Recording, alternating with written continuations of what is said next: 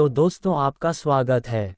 आज फिर हमारी एक और नई वीडियो में हम आज आपको रामायण की कुछ ऐसी बातें बताने वाले हैं जो शायद ही कभी आपने सुनी होगी। तो फिर चलिए दोस्तों वीडियो को शुरू करते हैं।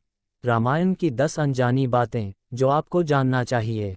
मर्यादा पुरुषोत्तम प्रभु श्री राम के प्रभावशाली चरित्र पर कई भाषाओं में ग्रंथ लिखे गए हैं, लेकिन मुख्यतः 2 ग्रंथ प्रमुख हैं, जिनमें पहला ग्रंथ महर्षि वाल्मीकि द्वारा रामायण। इस पवित्र ग्रंथ में 24,000 श्लोक, 500 उपखंड तथा 7 कांड है।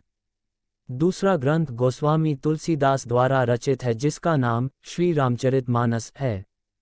इनमें महर्षि वाल्मीकि की रामायण को सबसे सटीक और प्रामाणिक माना जाता है, लेकिन श्री राम के बारे में कुछ ऐसी बातें हैं जिनका विवरण श्री रामचरितमानस या अन्य रामायण में नहीं है।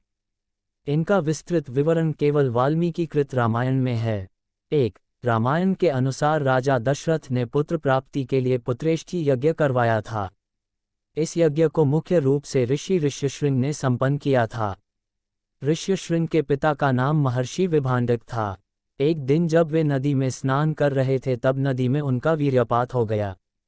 उस जल को एक हिरणी ने पी लिया था, जिसके फलस्वरूप ऋषि ऋष्यशृंग का जन्म हुआ था। 2. हिंदू धर्म में 33 करोड़ देवी देवताओं की मान्यता है, जबकि रामायण के अरण्यकांड के 14वें सर्ग के 14वें श्लोक में सिर्फ 33 देवता ही बताए गए हैं। ग्रंथ के अनुसार 12 आदित्य, 8 वसु, 11 रुद्र और 2 अश्विनी कुमार, ये ही कुल 33 देवता हैं। 3. महर्षि वाल्मीकि द्वारा रचित रामायण में सीता स्वयंवर का वर्णन नहीं है। रामायण के अनुसार भगवान राम व लक्ष्मण ऋषि विश्वामित्र के साथ मिथिला पहुंचे, तब विश्वामित्र ने ही राजा जनक से श्रीराम को वह शिवधनुष दिखाने के लिए कहा। तब भगवान श्रीराम ने उस धनुष को उठा लिया और प्रत्यंचा चढ़ाते समय वह टूट गया। राजा जनक ने यह प्रण किया था कि जो भी इस शिव धनुष को उठा लेगा उसी से वे अपनी पुत्री सीता का विवाह कर देंगे। 4. विश्वविजय के दरमियान जब रावण स्वर्गलोक पहुंचा तो उसे रंभा नाम की अप्सरा दिखाई दी। रावण ने उसे पकड़ लिया।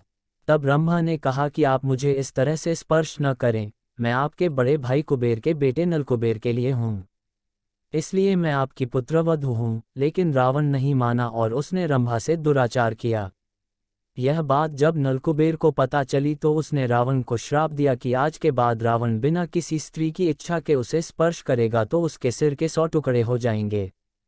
5. जिस समय भगवान श्री राम वनवास गए उस समय उनकी आयु लगभग 27 वर्ष थी। राजा दशरथ श्री राम को वनवास नहीं भेजना चाहते थे, लेकिन वे वचनबद्ध थे। जब श्री राम को रोकने का कोई उपाय नहीं सूझा तो उन्होंने श्री राम से यह तक कह दिया था कि हे राम, तुम मुझे बंदी बनाकर स्वयं राजा बन जाओ। 6. प्रभु राम के भाई लक्ष्मण ने रावण की बहन शूर्पणखा के नाक कान काटे जाने से क्रोधित होकर ही रावण ने सीता का हरण किया था, लेकिन स्वयं शूर्पणखा ने भी रावण का सर्वनाश होने का शाप दिया था। दरअसल शूर्पणखा के पति का नाम विद्युतजिह्व था। वो कालकेय नाम के राजा का सेनापति था। रावण जब विश्वयुद्ध पर निकला तो कालकेय से उसका युद्ध हुआ।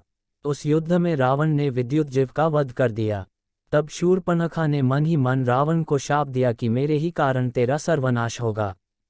7. जिस दिन रावण सीता का हरण कर अपनी अशोक वाटिका में लाया, उसी रात को भगवान ब्रह्मा के कहने पर देवराज इंद्र माता सीता के लिए खीर लेकर आए। पहले देवराज ने अशोक वाटिका में उपस्थित सभी राक्षसों को मोहित कर सुला दिया।